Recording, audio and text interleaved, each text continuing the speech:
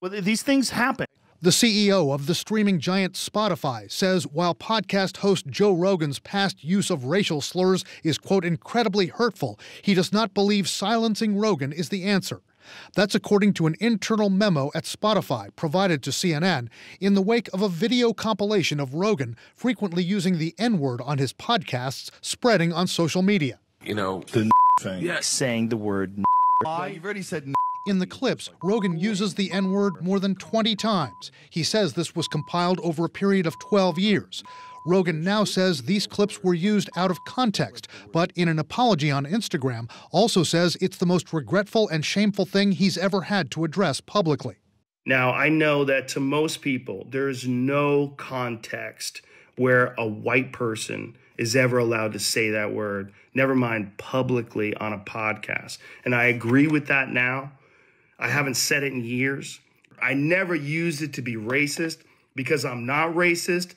But whenever you're in a situation where you have to say, I'm not racist, you f***ed up. And I clearly have f***ed up. A growing number of podcasters and recording artists are abandoning Spotify in the wake of the controversy.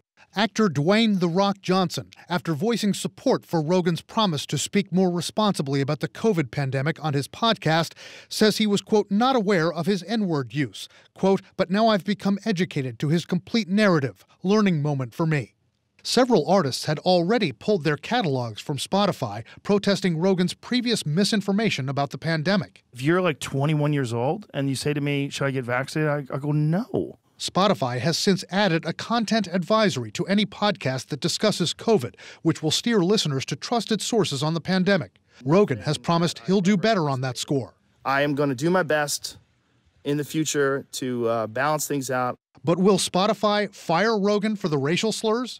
Financially, they're absolutely wetted at the hip to Rogan. Walking away from him could be catastrophic to their business model right now.